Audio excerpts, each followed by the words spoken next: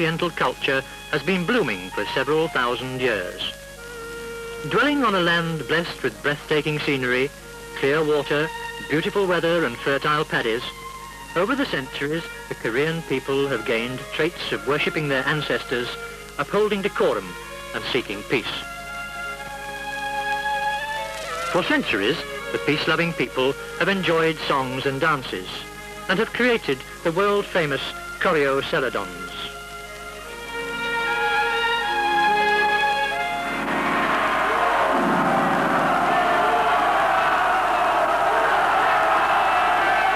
Though Korea has never invaded other countries, the neighbouring nations have time and again made attempts to dominate and conquer Korea, a country of tremendous strategic importance. Whenever a foreign people invaded, Koreans exercised their collective strength to block and repel the invader.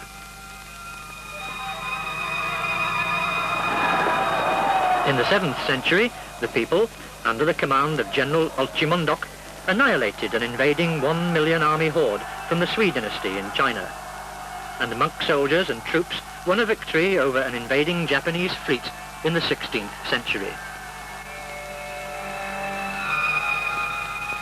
One reason the Koreans could defend their land was that they had long practiced traditional martial arts.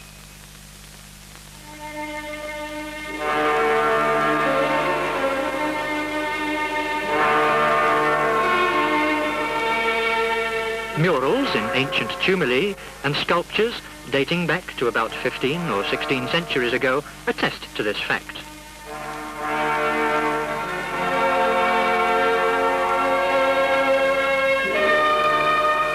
This book, the Illustrated Martial Arts Textbook, systematically introduces the centuries-old Korean martial arts. It was published in 1790 during the Yi dynasty. From the book, we learn that Korean martial arts were divided into two main categories, those for men of the sword and those for men of letters. One example of the former is fencing.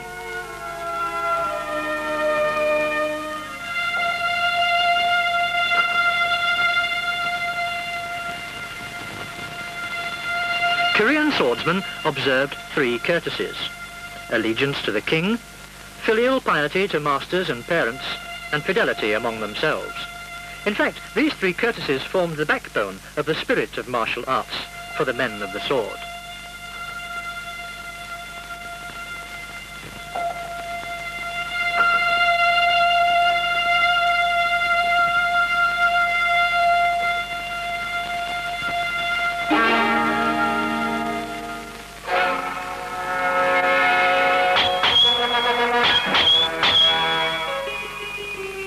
Korean ancestors had thus placed the ultimate goal of martial arts not on the taking of life, but on the development of the spirit.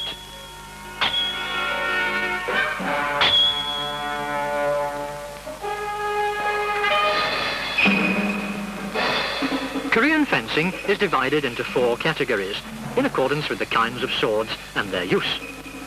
The method of brandishing two long swords, holding them upright, was popular during the more recent Yi dynasty. It is said to have been practiced mainly by the palace guards.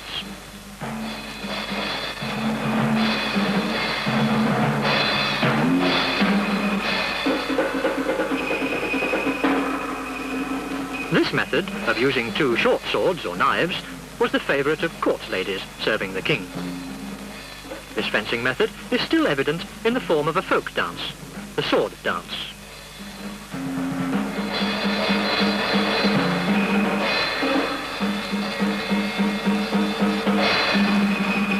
During the days of the Silla kingdom, which lasted from the 1st century BC to the 10th century AD, many parents let their sons tour around famous mountains and rivers in order to learn about nature and to discipline themselves.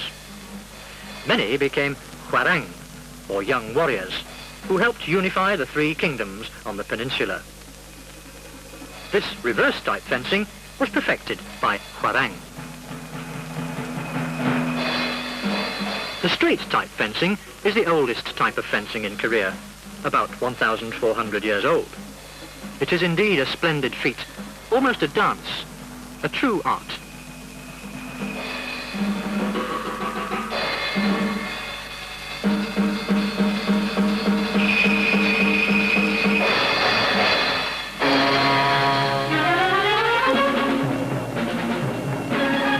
The men of letters who studied Confucianism and members of the royal family also learned and practiced martial arts, but in a very different way from the men of the sword.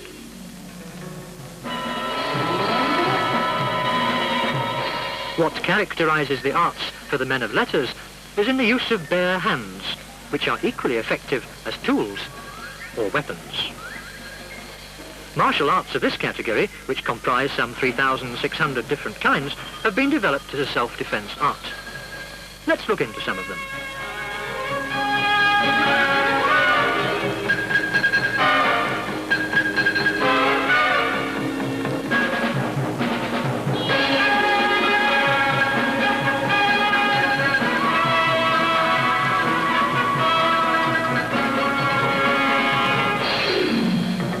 This is joint twisting, in which the defender twists swiftly a joint of the challenger and presses down a vital part. Since the arts of this category take advantage of the weaknesses of muscles and joints, the defender is able to overcome the challenger with less strength.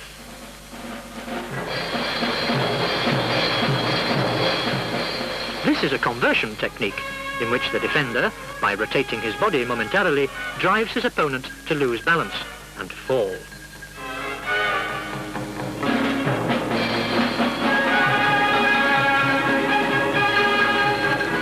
The apprehension technique, which binds and sends a wild rogue to a perfect fix with the aid of a piece of rope, was a martial art police officers had to practice in the old days.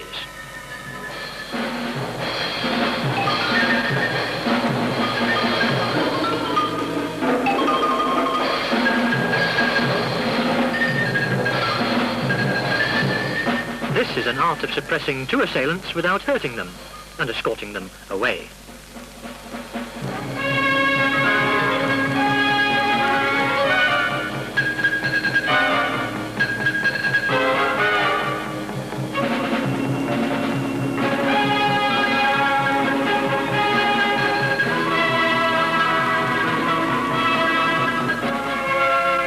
In the olden times, a fan, carried by a nobleman, often played a role as a weapon of defense. The technique is said to be about 10 centuries old.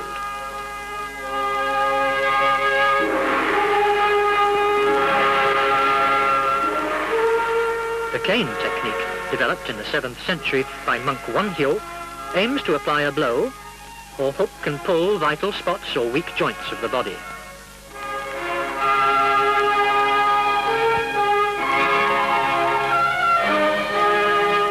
The surprising effectiveness of a slender piece of stick stems from a serious systematic study of the human body.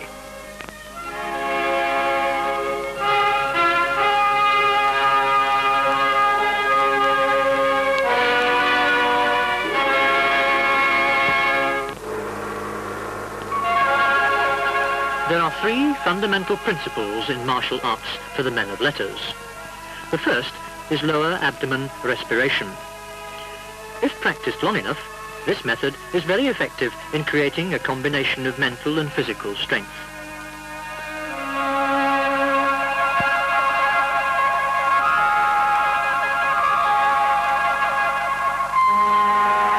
The second concerns piercing one of the vital parts of the body. There are 364 of these, and piercing even one of them could prove fatal.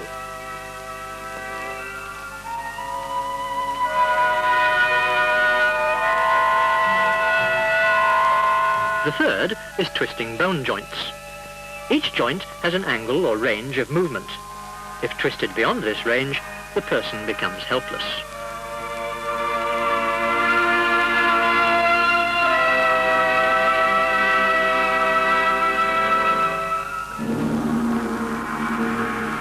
Thus, these three fundamental principles are based on scientific grounds.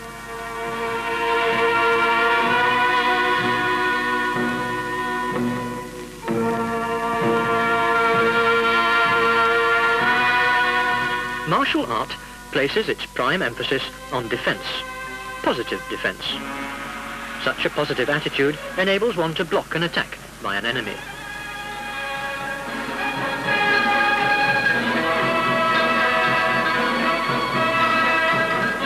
Martial arts for the men of letters received wider acceptance, for they imbued the ideal or the spirit of preparedness.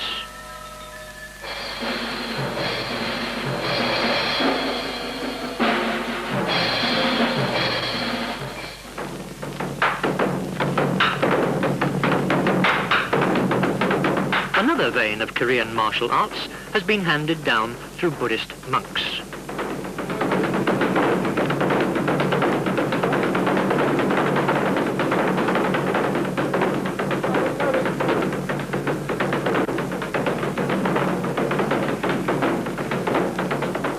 Whenever the destiny of the country was at stake, monks organized army units and fought against invading forces. The heroic episodes of monks Seo San and Sa Myang-dang, who fought against the Japanese in the 16th century, are but part of many examples.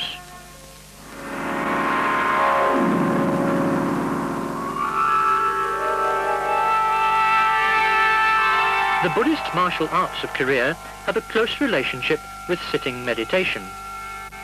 Because they must sit on the floor for a long time, monks did some physical exercises both before and after meditating.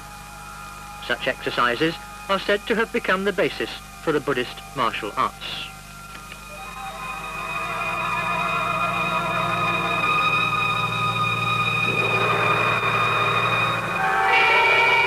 Let us view the club technique, a favourite of monks in ancient Korea.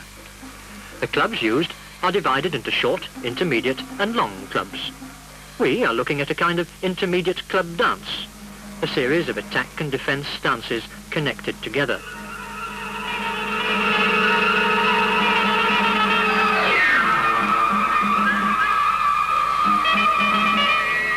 Old Korean paintings often took up Taoists carrying long sticks as a theme.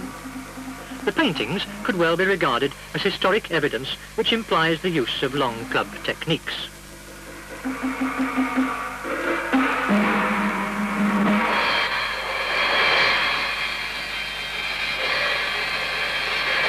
A demonstration on the use of a short club which twists and turns, pierces and hits vital spots on the human body.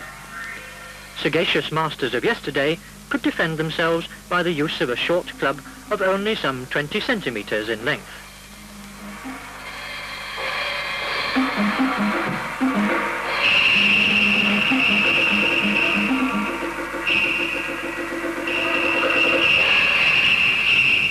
Korean Buddhism has an age-old tradition of defending the country. Whenever the country lay in the midst of turmoil, Buddhists rose, following the teachings of Buddha, mercy on all living beings, and defending the country to save the distressed masses. The history of Korea's Buddhist struggle is a reflection of warm brotherhood and the spirit of territorial defence.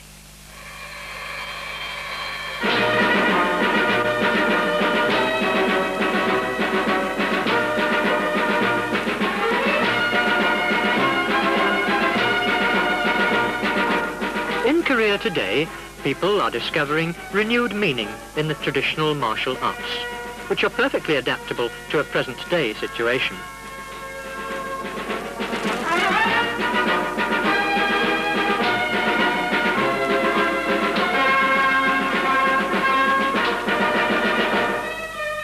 This is one of the reasons why they are widely accepted in many countries of the world.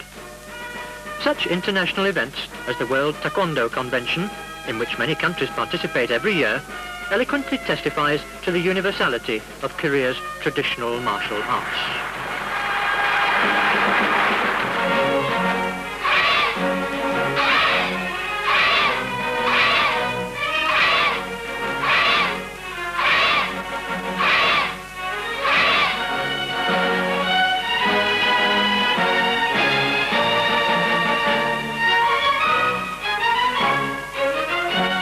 Traditional martial arts of Korea, now national games or sports, are basically arts of defence. Defence being much more stressed than attack.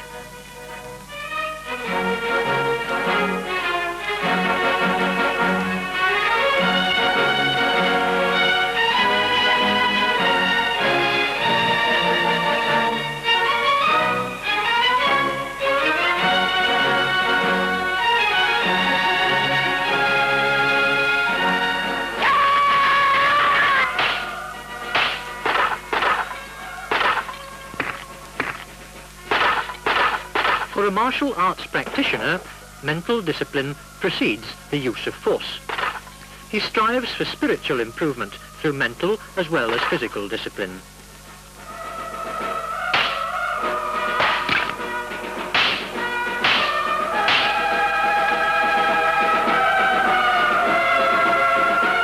The emphasis is placed on mental discipline and finally sublimates into truth and justice, of protecting the weak and maintaining fidelity and allegiance among men.